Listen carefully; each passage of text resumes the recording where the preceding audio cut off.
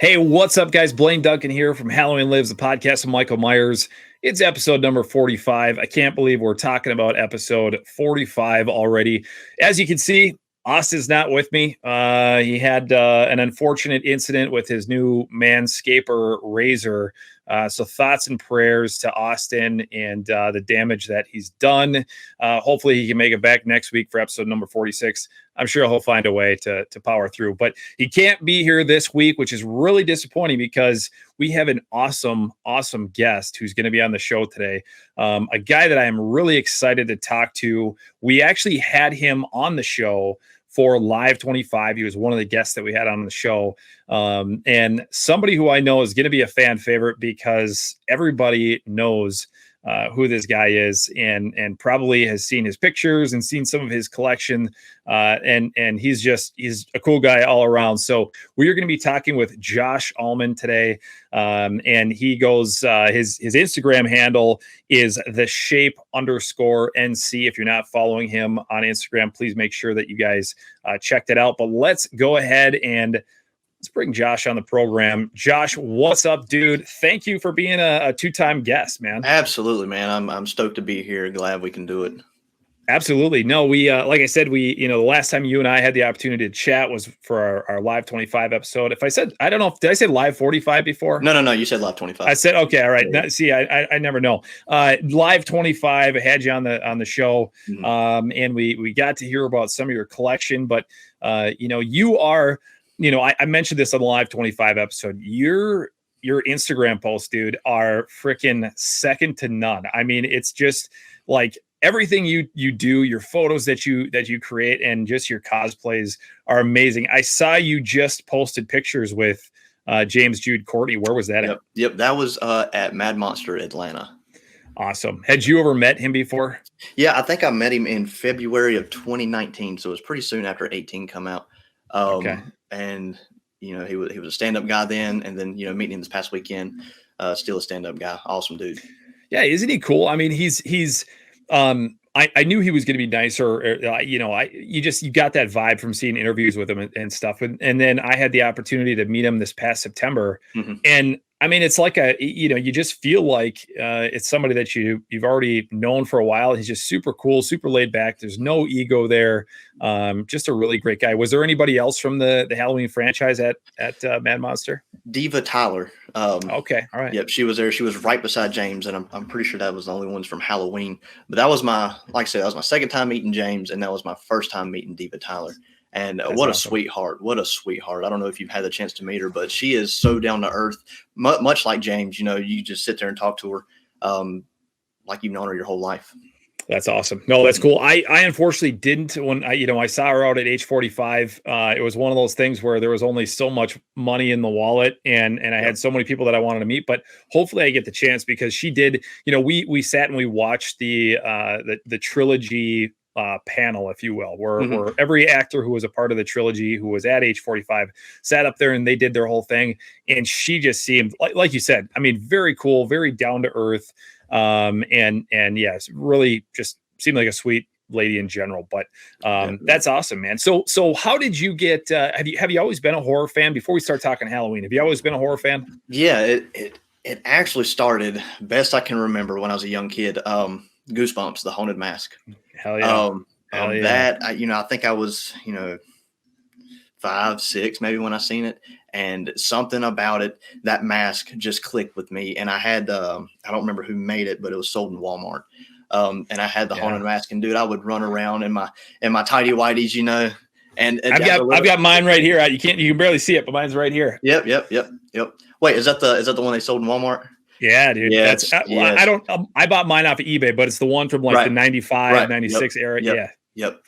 Awesome mask, dude. It's so many memories with that mask in my childhood. Goosebumps really started it all for me, and it has grown into this impossible collection that I thought I would never ever have. And it's a terrible money situation too. I mean, it eats up so much money. Dude, I get it. That's sort of the problem with being like a lover of this genre. And I suppose you could say that for anything, right? If you're like a downhill skier, it's going to be expensive. But for those of us who are big fans of the horror genre, it's an expensive absolutely. habit to have. Absolutely. So when did you start collecting? Like, I know obviously we talked to, horror from a very early age, but I mean, Mhm. do you remember like what your first piece was that was it an action figure? Was it a poster? I mean, what was your first piece? So I actually have the first mask that I think my mama had bought it for me. It's a Fun World, and I don't know the sculpt name, but it's like a skull with like some teeth. I can send you some pictures of it, but I actually have that. I have that in my collection now. She bought that when I was 5 or 6, right before the Awesome. Goosebumps one. Yeah, man. I mean, it's insane just to have that piece. I think for me, like when and you can only kind of see like part of my like collection here, but these shelves are, I would say it's made up of everything from like horror and like just scary in general, but there's a nostalgic piece to so much of what is on my shelves Mhm. because I don't know if you're anything like I am, but like nostalgia, like that 80s, 90s nostalgia, things that you got as a kid, like you were talking about that mask, right? Like Mhm. things that you had as a kid mean so much more to you now as an adult because they just like flood you with memories when you Right. look at them and you hold them in your hands. And Right. so that's kind of how like my collection. I don't own anything really crazy expensive. I know you've got. We're going to talk about your collection because your collection's awesome. I really don't own anything super expensive, but everything that I do own is like it's irreplaceable. I Right. cherish it so much, even if Exactly. it's not worth anything on eBay. To me, it's priceless. You Dude, it's know. priceless. Yeah, I mean that mask is, of course, it's not a Gen 1 ghost face. You might get $15 for it Right. on eBay, but to me, man, that is like, I'm not gonna say it's my holy grail, but I mean it's very special to me that they Yeah. saved it for all of these years, Right. and they give it Right. to me when I'm 30. I think they give it to me 3 years ago. So Really. yep, That's cool, yep, man. they kept it put up.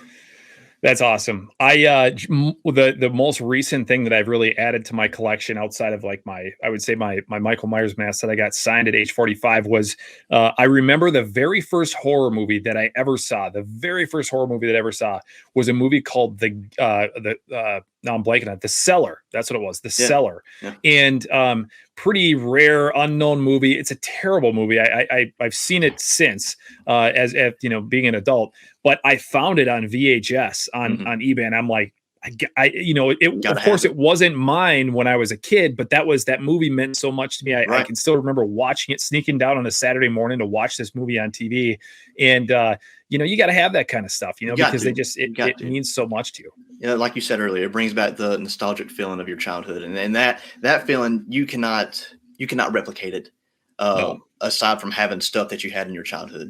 You know, Exactly. Yep, exactly. So when did you kind of move from, just collecting just odds and ends things to like, okay, we're gonna start getting into some serious like props and those kind of things. I mean, when did that happen?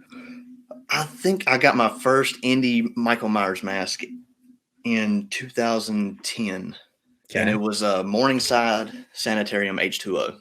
It was a Awesome. tiny, tiny mask, and Yeah. that's like where the obsession for Michael Myers really, really started as far as collecting. Sure. Before that, I haven't always, I'm gonna be truthful, haven't always been the biggest Michael Myers fan. Okay. I started out as a Leatherface fanatic. Oh, really? Okay. As a kid, there was something about the chainsaw, the sound, and this big burly man, wearing a skin mask running at you with a saw that just Right. absolutely intrigued me.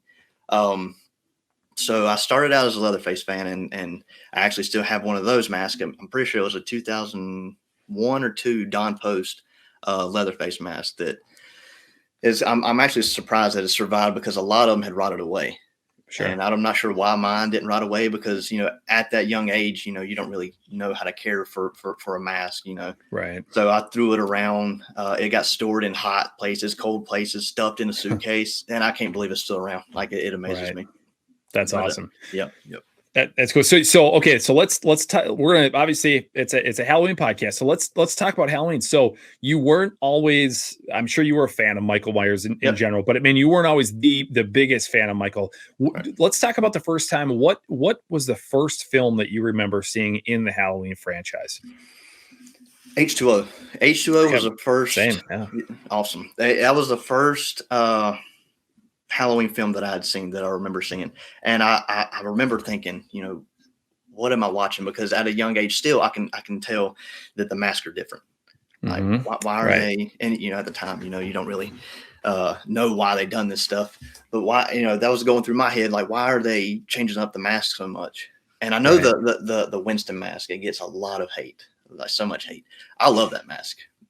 Okay, cool. That is that mask really got me started in like, this is the version of Michael I want to be. This is it. Sure. And then the first Halloween that I owned was Resurrection. Okay. And again, that mask gets a lot of hate, and I love that mask. Brad Lurie was such an amazing Michael Myers. Yeah. I mean, I think he's one of the best, to be honest with you. I agree. Given the script, Resurrection isn't the best movie, but he done an amazing job with what he had to work with. Right. But going back to that mask, a lot of people complained about makeup around the eyes and stuff like that. I thought it just kind of added another dimension to Michael, to be honest with you. I agree, man. We've talked about this on the show, and I'm sure you've heard us mention it, that, that was the Resurrection mask was the first mask that I ever owned. It was the Cinema Secrets mask. And Resurrection, even though, we just did our re-ranking here this last week, and I put Resurrection as the absolute worst film in the franchise for me right now as it stands.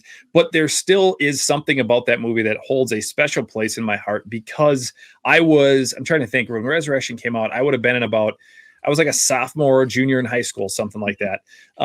And so I was very into it. I remember reading the script. The script leaked online, and this is very early days of the internet. And I remember it leaking online and just being really, really into it. And I agree with you. I know a lot of people don't like the look of the makeup around the eyes that Michael had or that Brad was wearing, but I think it's kind of cool. I mean, it just gives it, that really dark, soulless look. And I think it's cool, Well, and the mask expression, the mask in itself looks like Michael's wearing makeup, but the expression on the Resurrection mask has always intrigued me. I mean, he just has like this real pissed off look. Right. And when you could see Brad's eyes, just his eyes and nothing around, I think it enhances that look, tenfold. I agree. I agree. Yeah. And, the thing is, you mentioned, talk about the mask, the Resurrection mask. Obviously nothing beats the original, right? Nothing will, it is Michael Myers. Yep. But if you compare those two masks, there are subtle qualities about the Resurrection mask that you can see they really pulled from the original. The lips. Yep. I know Austin talks about there's a huge upper lip area where it looks like he needs like some giant mustache or something, but the cheekbones and like it has a lot of the same features that you got in that original that a lot of the masks do not have. Absolutely. I mean, after 2, 4 and 5, that those aren't my favorite. But they strayed so far from what the original was. 6, again, I like the mask, but like you said earlier, it's not 1, it's not 2. So it just amazes me how far they strayed from the actual mask, the H1 mask. Right. Yeah. No, it's true. Have you? This is kind of changed the subject slightly, but you made me think of this. Have you seen some of there's a couple artists out there right now. Fearcraft, I think Studios is one of them, that they're making like the original hero mask and what it looks like today. Have you seen pictures of that? I have. Me and Florian have actually been in talks. Oh, really? Yes. I don't even know if I'm supposed to say this.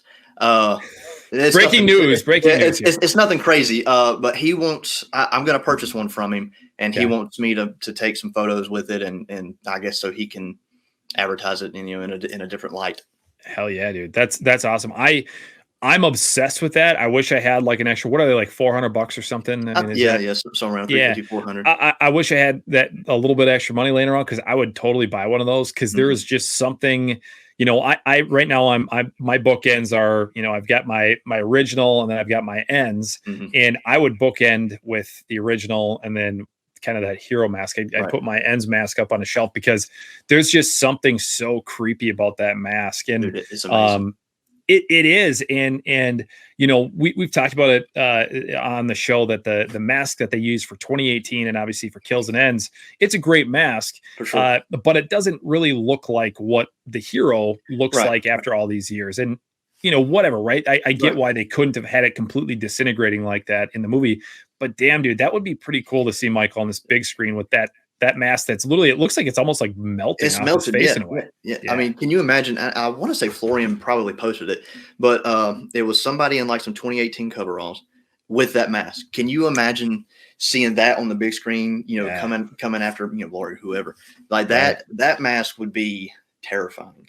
It would be. given the right lighting and all that. That would be Exactly. amazing. Yeah, that's awesome, man. So is he actually selling those now? I mean, are they actually for sale, or is he pre-ordering, or where's he at with it? I'm pretty sure he's taking orders now, and then Okay. you're going to wait in a queue for a month or two, whatever. It is. Right. Right. Yeah, those are sweet. I it's definitely on my wish list. I'm gonna have to get myself one of those. So okay, so H2O was the first film that you saw. Resurrection was the first movie that you owned. When was it that you saw the original Halloween? Honestly, man, I was probably, let's see, I got heavy into Myers, really heavy into Myers about 16 years old. Okay. I'm gonna say I was 17, maybe Sure. 18. Sure. And it was an amazing experience. I mean, Yeah. that film is magic. And I want to say I caught clips on it or of it, throughout the years, and I just never sat down and watched it. But that movie cannot be replicated. The 78 flashback and kills, it was very good, very well done. Mm-hmm. But 78, there was just that magic there with Donald Pleasance. Young Jamie Lee Curtis, John Carpenter, they really knocked it out of the park. And it's crazy that they didn't, they just thought they were making some kind of B movie. Right. Which at the Right. time, I guess it was. And it's just amazing how it's spread, Yeah, it really is. And we talked about that on last week's show too, and you use the same words that we used. The original 1978 is magical. Like it's magical. Austin and I both watch it on Halloween nights. It's the only night of the year that we watch it. And it's just so special to watch that film on Halloween night. And then I can't look away when I watch it. It's literally the most perfect movie, in my opinion, that there could ever be. It's not only my favorite horror film, but it's my favorite film of all time. Right. And it's just perfection. And I love that. Right. I mean, once that title card comes in, you hear the theme, man. I'm just captivated. Like I'm there, I'm on the couch, or I'm on wherever, and I'm in it. Exactly. Until it goes off. But so obviously you saw Halloween. You said you were about 16, 17 years old, and was it sort of that movie that you were like, okay, I'm gonna maybe trade in my Texas Chainsaw Massacre mask, my leather face, and I'm gonna start moving into Michael? Or when did that happen? That happened probably when I seen Resurrection. Okay, because just the way Michael stalked. And, Leatherface is 6'5", 300 pounds. So I could relate more to Michael. And I was like, man, I really, at the time, being a kid, I really want to try to do this character. I want to see what I can, put my mind to, and, see if I can replicate anything, if anything at all. And, when I seen Resurrection, I tried, and I know the mask that you're talking about, the Economy Cinema Secrets. And I went to Spencer's looking for that mask. Right. And they didn't have it. And I was like, daggone, what am I going to do? They had a Don Post, like 2003 mask or whatever it is. Okay. Yeah. Terrible sculpt, terrible hair. Oh yeah. But you want to talk about somebody that just walked around the house thinking he was the man in the house in a Michael Myers mask. That was me. That's awesome. I did the exact same thing. I used to scare the shit out of Austin. Austin's 11 years younger than me, and I did the same thing because I had that mask too. I eventually bought that mask. Right. And same exact thing, man. Just throw it on, and the hair was wild and crazy. And, yeah, terrible sculpt, terrible hair, like you said. But yeah, you felt like Michael Myers when you wore it. Oh, dude, when I wore that thing, yeah, I was unstoppable. Felt like it anyway. Do you still have that mask? I don't have that mask, but my son, not the exact one, but my son has a 2003 Don Post. That's awesome. Yeah, I don't have mine. Actually, something And I'm just thinking about this kind of on the fly here, but I think Austin had it, and for some reason, kind of like what you were talking about, we didn't know how to take care of masks back in the day, and I felt like it got into a closet or something, and like the neck actually like kind of like fused together, and like it sort of melted and warped. But I wish I still had it, because even if it was all melted and warped, I still, going back to that nostalgic piece, I wish I had it. You know, right? Exactly. Yeah. Yeah. So, okay. So, you started dressing up as Michael Myers, and you fell in love with the franchise and the series. And when did, so first off, your, as I mentioned, your Instagram page is freaking fantastic. Everything that you do is just, it's pure gold. You're legitimately like one of the best out there doing it. And I love it when you make new posts. I appreciate that. But when did that whole thing start to kind of come to be? The Instagram page? Yeah, and when you really started getting into like the photography and making this look really, really solid. All right, so I'll preface it. So in 2011 or 2010, I got my first H2O mask, the indie mask I was telling you about. 2011, I've been helping at a haunted trail for 18 years, I believe. 2011, I started playing Michael Myers. And I didn't want to go to, Party City or Spencer's and, just have the, the run of the mill mask because every other haunted trail has it. Right. So I get online and I start searching like Michael Myers mask, and Morningside Sanitarium come up, and H2O at the time was my favorite mask, and it was the Winston sculpt. And I want to say I had lineage to the screen use mask. Oh, cool. So, so I bought it. I want to say it was like around $185. It finally got here. I used it in 2011. I used some just generic walls coveralls, and since then I was hooked. As far as trying to go above and beyond on what I looked like. Sure. I'm very particular about it. So fast forward to 2018. All right, I never studied the coveralls so much in the original 8 or even Rob Zombie's. Fast forward to 2018. This was the first Halloween that I remember going to see in theaters. Okay. A lot. 2007 was the first one I went and seen in theaters, but okay, sure. Rob Zombie's a brute, and I'm just not like that. Right, I get it. So 2018, I go see it, and I go watch this movie in theaters, I think 5 times. Sure. And Trick or Treat Studios released their 2018. I didn't get it rehauled, but the sculpt was close enough. At a haunted trail, should be fine. Looked up everything I could about the coveralls, about the boots, about the knife, everything. Got matched up 100%. Nothing was rehauled. The coveralls were stock. Mask was stock. Boots, of course, you don't really do anything to those much. But right. 2018 is what I consider like my. That's the time I wanted to start becoming screen accurate. I wanted to be to the T, like you couldn't tell the difference between what's on screen and what you're seeing in front of you at the haunted trail. Right. Yep. And so fast forward to 2019 is when I started my Shape NC page. Okay. And me and a buddy, he created a Jason page. I created a Michael page, and I didn't think it would really come to anything. Maybe 50 followers. Who wants to see Michael Myers? Right. This was before I knew there was a big community out there. MichaelMyers.net, and I was part of that. But once I had everything kind of accurate, I started posting, and I just posted with a couple cell phone pictures, here and there, and then fast forward to probably, I guess 2021, after I gained a couple hundred followers, I wanted to get a little more professional, a little more just better quality, and I started doing YouTube unboxing videos, and I started using the actual camera for my Shape NC page. Yeah. And I'm not a photographer at all. Lightroom, the app Lightroom helps me out a ton. Sure. But as far as that page goes and my YouTube channel for my unboxings, that camera is the best thing that I probably could have ever purchased, because I'm not boasting, but like you can take an iPhone and take the same exact picture. And iPhone cameras are pretty good, but you take a DSLR and it ramps it up 100%. Yeah, there's a huge difference for sure. Absolutely. So 2021 is when I started to like really get into, all right, I want to do this professionally. No, not professionally. I want to look professional. Right. Yeah. I don't want to put out the run of the mill stuff.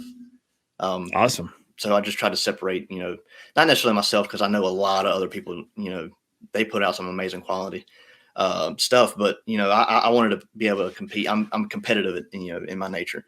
So again, I wanted to I wanted to be the best I could be. I wanted to look like what was on screen. I didn't want anybody to be able to tell the difference.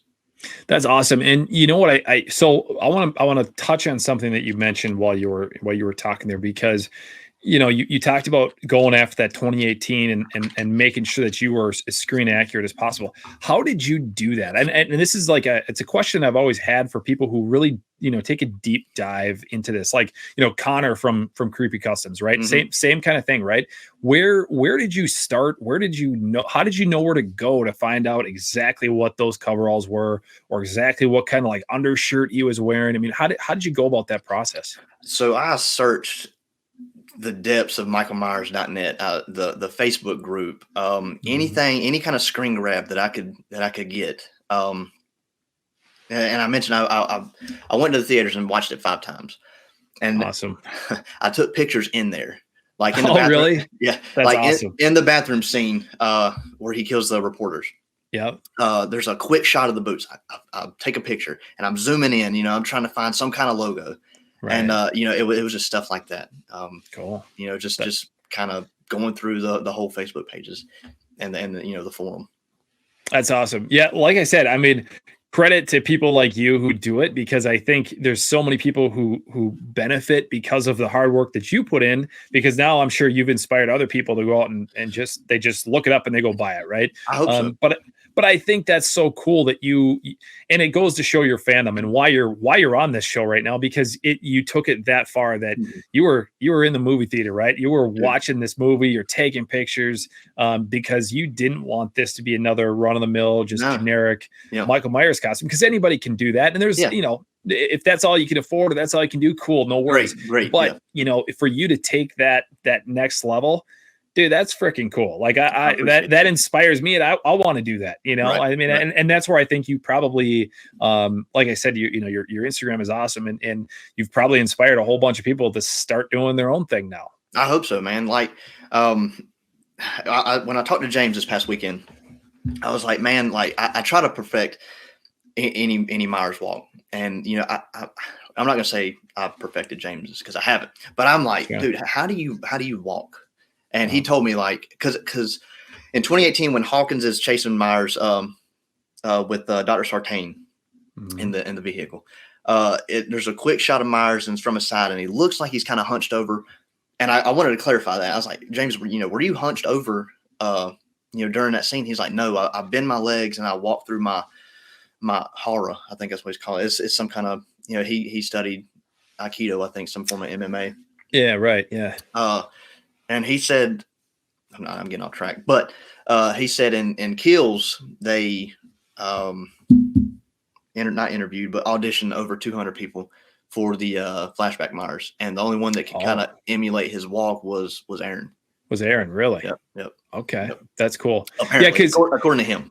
And you're right. I mean, obviously Michael Myers is played by all different people, but the way that James moved, he had very similar nature as to how Nick walked and obviously in 78, but there was still something very different about the way that he moved, but it was still so fluid and just the way that he walked was like, you can tell that's James Jude Courtney when you see James walking. And that's how, when I saw Brad, or when I met Brad Lurie in person in September, he was at the same convention.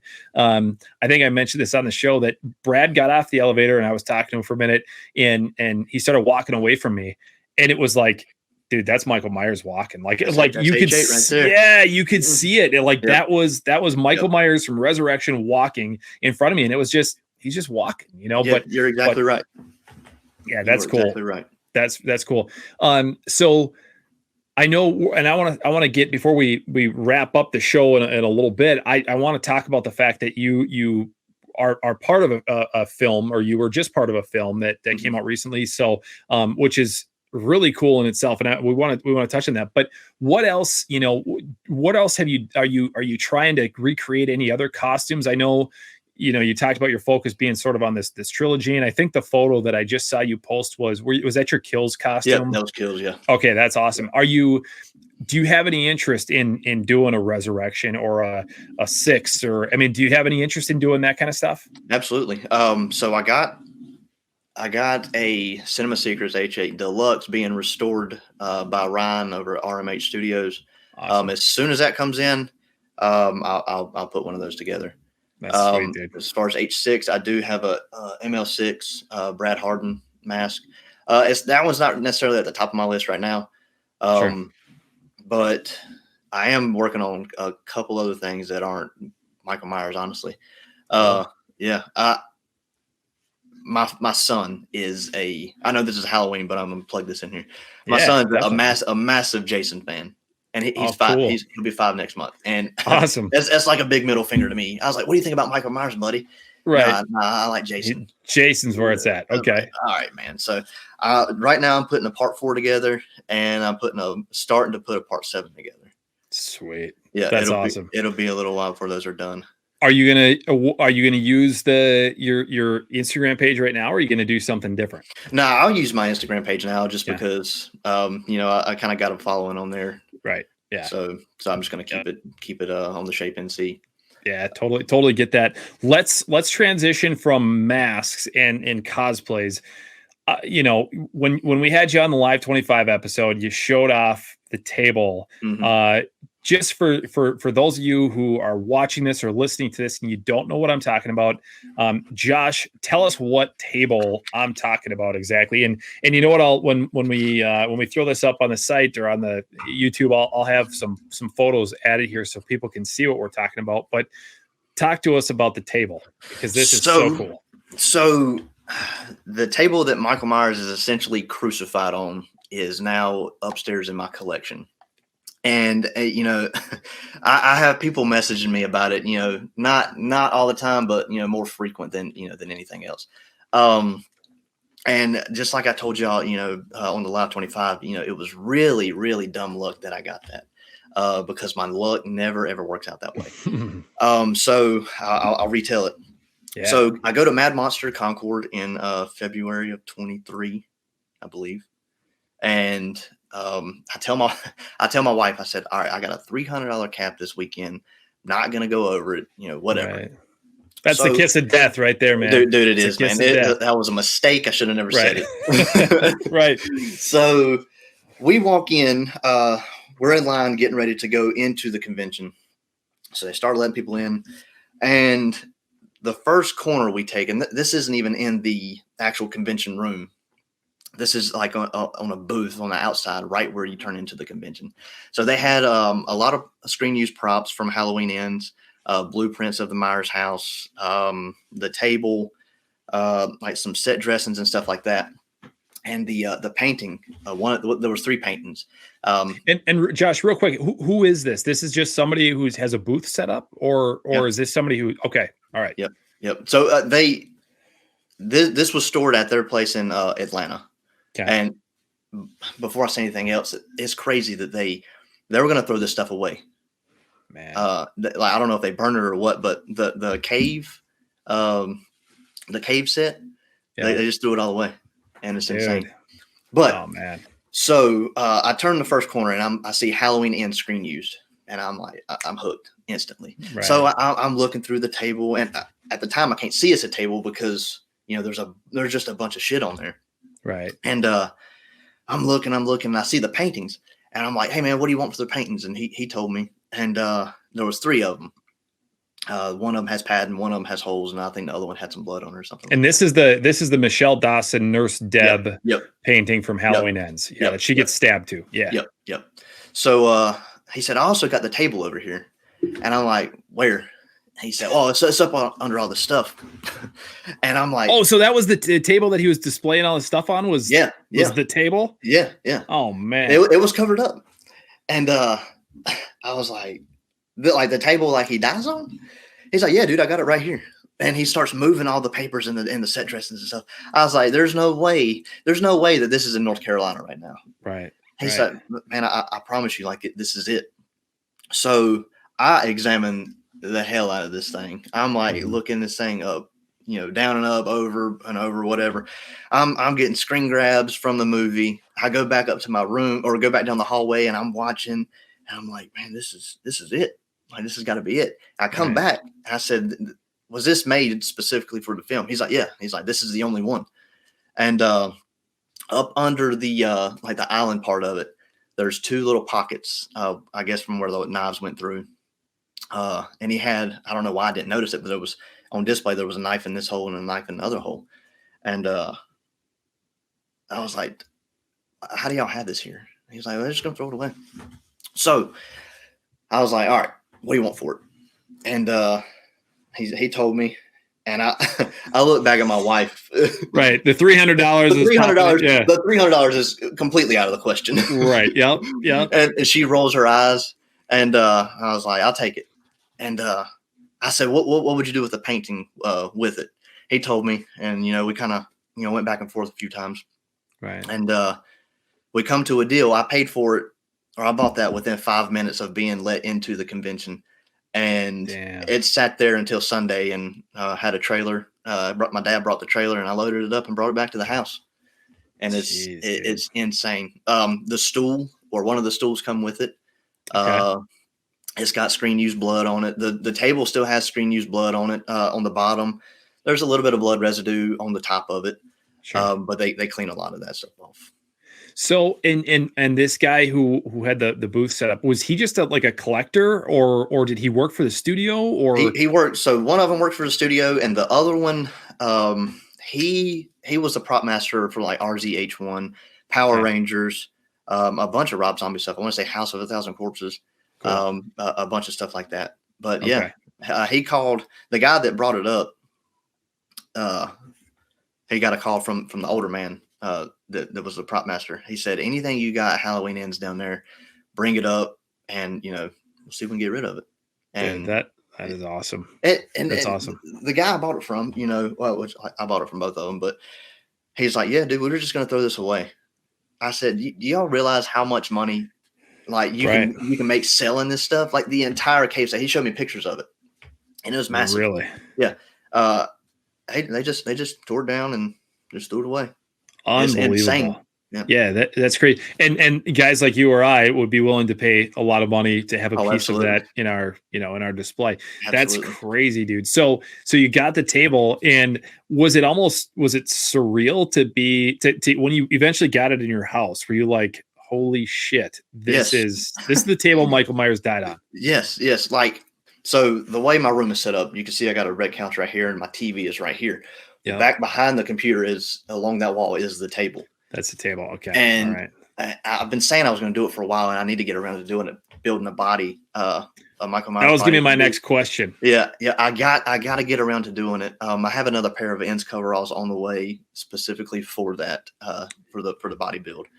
But yeah, every time I walk up here, man, I just look at it and I look at the blood and I look at the holes. I got 2 knives displayed in the holes, and I'm just like, dude, how is this in my house? That is insane, dude. Were you so real quick? I can't remember. Were you a fan of ends? Did you like ends? Yeah. Well, okay. In the theater, I was like, what am I watching? What am I watching? Right. Upon leaving the theater, and no, I wasn't that big a fan of it. Sure. And I believe it was playing on Peacock at the same time that it was in the theaters. Right. And I think the next day I rewatched it. And I was like, okay, I like this a little bit better, because I knew kind of going in like what to expect, and then you kind of catch more detail. At least I did. The second time I watched it, and I wasn't just like, what the hell are they doing? Michael Myers got a sidekick. Right, exactly. But now, man, I love ends. It's probably in my top 5, I would say. Sure. Yeah. So you're in the same position that I am, right? I mean, I liked it from the get-go, but I remember Austin and I went and saw Ends in the theater, and I remember being at home that night, and in this really weird, the only thing I can compare it to, and this is going to sound really bad, but the only thing that I can compare it to is like if I knew somebody that died, almost having like that grief kind of feeling. And that was the way that I felt that night after watching Ends, because I was like, holy shit, they killed Mike. They killed him. They killed him. And so going back to your table, like, dude, you have the table where Michael Myers died. Yeah, yes, you know what I mean? Yes. And anytime I watch a Halloween movie, it's upstairs. And every time that scene comes on, man, it's surreal to just look to my right. And that's it. Like, he's laying on that table right now. Right. Yeah. And it's just a surreal feeling. Going back to like, some feelings you just can't replicate. That's one of them. It's crazy. Now, what about the paintings? What did you do? Are those hanging up on your walls, or what'd you do with those? Yep. Okay. So I only got one of the paintings. Oh, okay. And because if I remember correctly, there was like, I think you said there was three, right? You said there were three paintings, and one of them was like the one that she actually hung on, right? Yep. It probably had some sort of device in there that helped her hang. And then there was one that was just a painting. And then what was the other one? What was the third one? Do you remember? I think that one had some rips on it. Okay. I guess probably to emulate the knife going through. Okay. I believe. And which one did you get? I got the one with the padding on the back. Okay, cool. There's no rips. There's no blood. It's still got I guess it's kind of like a tag, like Mathis hero painting. Really? Number 1, I think. Yeah. Awesome. That's super cool. It's displayed back behind the table, hanging up on the wall. That's awesome, man. Yeah. Thank you. So what else is in your collection that you're just super proud of, that you're like, damn, this is awesome. I can't believe I own it. Honestly, man, like, this thing, like, back behind, like the centerpiece to my background. Yeah. So Ex Mortis, I don't know if you've ever heard of them. I have, yeah. Okay. Ex Mortis made those, and I'm not sure if they're even being made anymore. But back before I started volunteering in the haunted attraction I'm in, that thing scared the crap out of me when I was a kid. Or they had one just like it, and I was like, man, I really want one of those. So they're pretty expensive, and it was out of my reach for a long time. And then I finally was able to get one, and it's kind of a pain to wear. But as a background piece for my unboxing videos, man, I love it. And all the masks I got, man. I mean, it's just, I've been hard collecting Myers since I was about, like I said, 16, 17 years old. Just to see the collection go from what it was, just that Morningside Sanitarium H2O mask, to what I got now. It's just a lot of dedication, a lot of money, and a lot of stupid decisions. Well, you know what, man? The stupid decisions led you to having the stuff that you have, which is super cool. I mean, think about that. You were the 16-year-old kid or whatever you were, picking out that 2003, Michael Myers mask, and now you literally have the table that Michael died on. I mean, how cool of a journey is that? Never ever did I think I would own any kind of Halloween history. Yeah, ever. That's absolutely incredible. That's absolutely incredible. Now, you mentioned, and I really want to talk about this. You mentioned that you want to get into more of the screen acting side of things, and you have done that. And tell me about Grandma. So I saw. Did you just do a convention, or you're going to do a convention, or what? I've done a convention about 2.5 hours away. Well, it might have been 2 hours away from me. So is the grandma on your left? It is on my left. Yeah. Okay. Yep. So the character on the left beside the devil is the character that I played in a film called Grandma. So essentially what Grandma is a ode to the 80s and 90s shot on video era kind of horror, real cheesy B-movie horror. Everything was practical effects.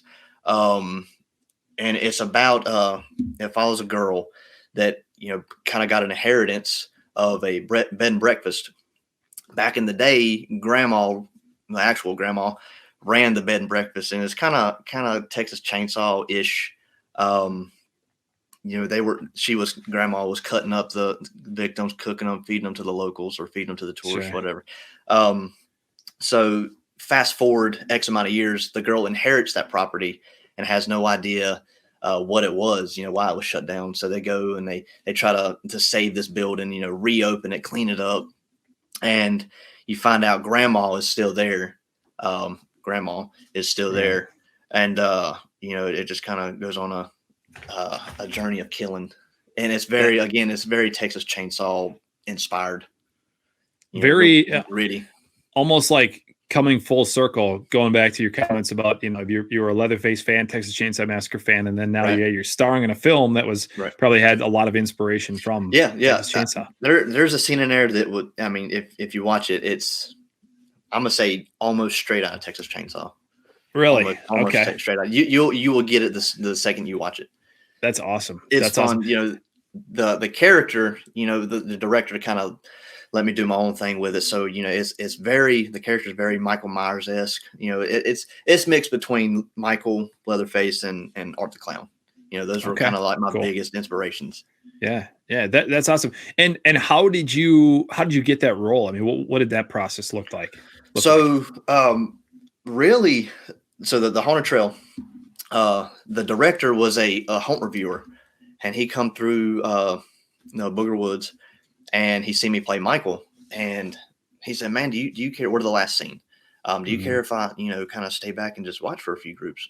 Like, "No, man, go ahead. Whatever. You're the reviewer, so we make sure we get a good review." So he sits back there for probably 30, 45 minutes just watching, and upon time for him to leave, he said, "Man, I'm gonna make a movie one day, and I want you to be the killer in it." And at the time, he wasn't directing movies. Sure. And I was like, "All right, man. That's cool." Yeah. Thinking like this is never gonna happen. You're not gonna make a movie, right? And so I kind of kept in contact with him, not about the movie thing, just about haunts, stuff like that. And November of 22, he calls me up and says, "Hey, man, I'm making a film, and I want you to play Grandma, or I want you to play the killer." Right. And this is probably from the time he come and raided the haunt to this was probably 3 or 4 years, maybe even 5 years. Oh, so it'd been some time. Yeah, it had been a while. I forgot about it completely. Right. And I was like, "All right, man, like I'm game. Anytime I can play a killer, I'm all for it." So he sends me the script, and I'm a sucker for slashers, man. That's all I can say. And he said, "Make the character what you want. However you want to act in it is fine with me." Because he said, and you know what you're doing. Michael Myers for sure. Right. So there's a lot of kind of stalker-esque feel to it, and then that's where like the Michael stuff comes in, and then the brutality of Leatherface and the brutality of like just the craziness and wackiness that Art the Clown is. Specifically one kill is very art inspired. Okay. All right. It's so cool to hear you talk about that sort of getting that opportunity to do that, because I'm much like you. I would love to play a slasher in a movie, right? And I don't even care if it's like some B horror film that goes nowhere. Just to know that you were able to bring a character like that to life, and to be able to be inspired by Michael Myers or Jason Voorhees or Leatherface, or whatever it is, right? And I've got a good friend of mine who lives out in LA, and she's done some directing, and I've always told her, I'm like, if you make a horror film, I will be your slasher. I'll damn near work for free. I don't even care. I just want to be like, for you right now to be like, hey, I played this slasher, and here's in your background setup. Here's the character that I played. Yeah. That's the screen use, wardrobe, mask. I got a couple props, weapons in my other room. But cool. It's to go back to your question. That piece right there is pretty special to me, because that might be the only movie that I get to play a killer in. That might be my last movie I ever been in. But it was definitely an experience that I won't ever forget. That's awesome. And where can people find that movie? It is supposed to be on, I want to say, Prime and Tubi. Okay. In December. Awesome. We're doing a Blu-ray release in February, I believe. Last I heard. Lunch Meat just done a VHS release. And again, to preface, what Grandma is, it's definitely low budget. All the people that directed, sound engineers, back in the 80s and 90s, they were a part of this film. Oh, really? Yeah. There was a lot of Awesome. people tied to it that was actually, doing the thing back in the 80s and 90s. Sure. So Sure. it's true. Shot on a 90s camcorder. They done sound. Really? Oh yeah, they done Oh, man. the sound just exactly how they did back in the day. It's a very true ode to that era. That's amazing. No, that's cool. And I love, once again, I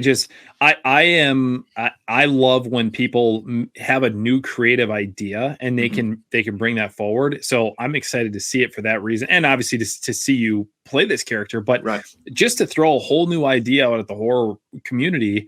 And I mean, dude, we could be sitting here like 5 years from now and there's a Grandma Part 4 and it's inspired more sequels and things like that. And you're like the OG, right? You're the OG Grandma. Right. So it's funny you say that. So we are actually doing 2 more. Really? They're not sequels or prequels. Kind of. Okay. I don't want to give anything away, but kind of how Grandma become Grandma, essentially. Okay. So cool. I think the first sequel or prequel we're going to shoot next March or April. Sweet. So, and you are going to be a part of them? Yep. Awesome, Yep. dude. So I've already signed on to do all that. And he's kind of given me a little bit of leeway in designing some kills. So hopefully that comes to fruition because I got a pretty you got a running list. Yeah. That's awesome. It's awesome, man. That's cool. Yeah. I mean, and that's where you can once again make that character your own. And hey, why don't we do this or why don't we do that or whatever it might be? So that's exactly, dude. That's super cool. Josh, before we take off tonight, where can people find you at? And how can they get a hold of you if they want to reach out? So my Instagram is _NC. Follow me there. Message me. I'll talk to you. I'll try to message everybody back that messages me. On my YouTube channel is the same thing. The _NC. I do mask unboxings there, mask reviews. Do like little skits as far as like trying to recreate anything that I see in the Halloween films.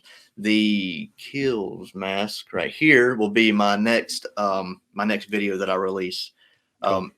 And fun fact, Doug Tate wore that mask. Actually, you were telling me about that online. That's pretty cool. That's really cool. Again, that's another thing that I never thought that would ever happen.